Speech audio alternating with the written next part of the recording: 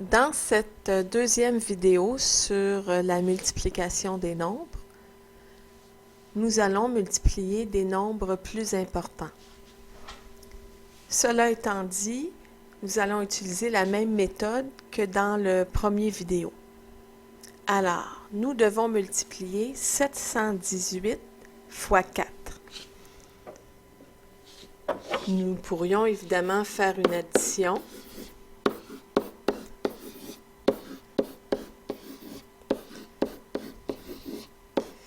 Mais bon, cela devient...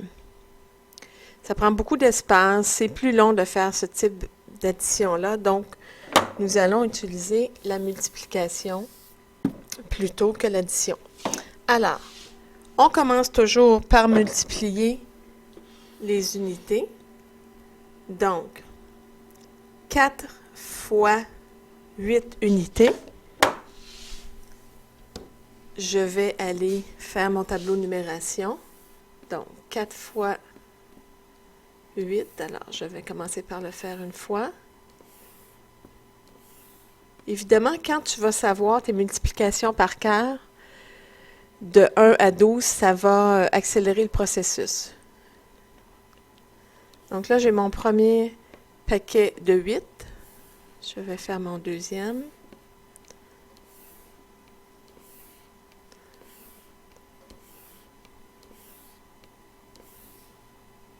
Deuxième paquet, il m'en reste 2 autres à faire. Parce que je dois faire 4 fois 8. Donc là, j'ai 3 fois 8. Et je vais faire mon quatrième paquet.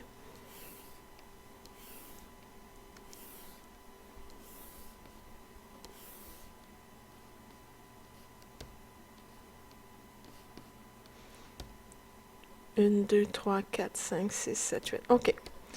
Donc, j'ai mes 4 paquets. Et 4 fois 8, si je les compte individuellement, ça fait 32. J'en ai assez pour transformer des unités en dizaines. Alors, je vais les entourer.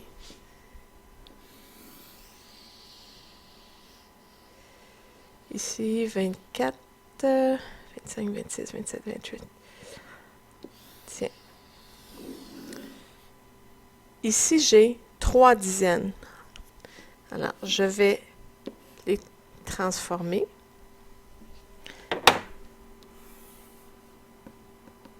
Un,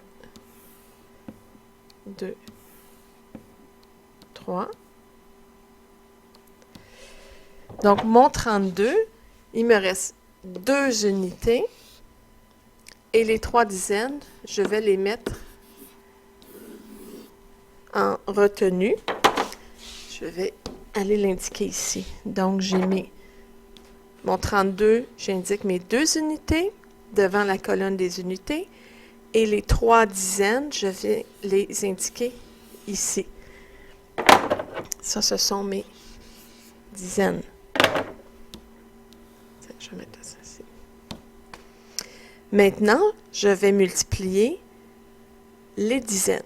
Donc, 4 fois une dizaine. 4 fois, je le mets une fois, 2 fois, 3 fois, 4 fois. Donc, j'ai mes 4 dizaines, mais je dois additionner les 3 dizaines qui sont ici. Donc, au bout du compte, j'ai 7 dizaines. Je n'en ai pas assez pour en transformer en centaines. Je vais aller l'indiquer ici. Donc, j'ai 4 fois 1, ça fait 4, plus les 3 dizaines que j'avais mis en retenue, ça fait 7 dizaines. Je dois maintenant multiplier la colonne des centaines. 4 fois 7 centaines. Je vais aller le faire dans mon tableau.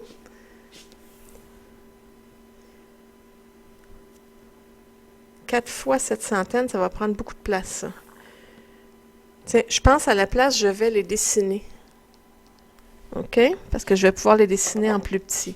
Donc, ça va être une centaine. 2, 3, 4, 5, 6.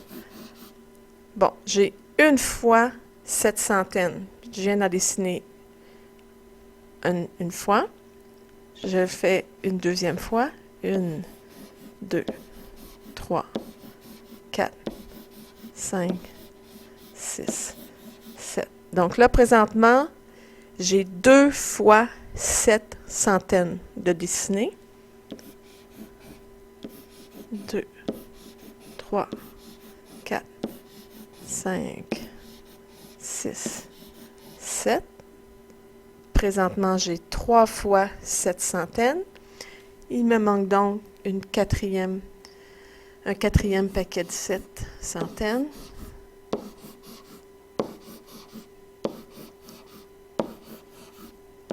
Quand tu dessines, n'est-ce pas, dans tes tableaux de numération, tu essaies de tracer des formes qui sont de la même grandeur pour représenter tes centaines. La même chose pour tes dizaines, tu te choisis un format et tu te tiens à ce format-là pour que ce soit clair, tes traces. Alors là, j'ai dessiné mes 4 paquets de 7 centaines. Maintenant, j'en ai beaucoup. Je pense que j'en ai assez pour faire une unité de 1000. Alors, pour faire des unités de 1000, une unité de 1000, c'est 10 centaines. Alors, je vais compter, voir si j'en ai assez. 1, 2, 3, 4, 5, 6, 7, 9, 10. Alors, tout ça, ça va devenir une unité de 1000.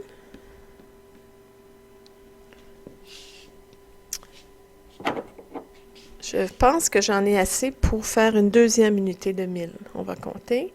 1, 2, 3, 4, 5, 6, 7, 8, 9, 10. Si je compte par 100, j'arrive bien à 1000. 100, 200, 300, 400, 500, 600, 700, 800, 900, 1000. Donc, je vais transformer ces 10 centaines-là en une autre unité de 1000. Je vais les mettre un par-dessus l'autre. Donc, finalement, il me reste 1, 2, 3, 4, 5, 6, 7, 8 centaines. Et j'ai 2 unités de 1000 parce que j'ai transformé des centaines en unités de 1000. Je vais aller indiquer ça. Je te montre comment on indique ça dans ton calcul. Alors, on a fait 4 fois 7, ça faisait 28. 8 centaines et les 2 unités de 1000 qui restaient.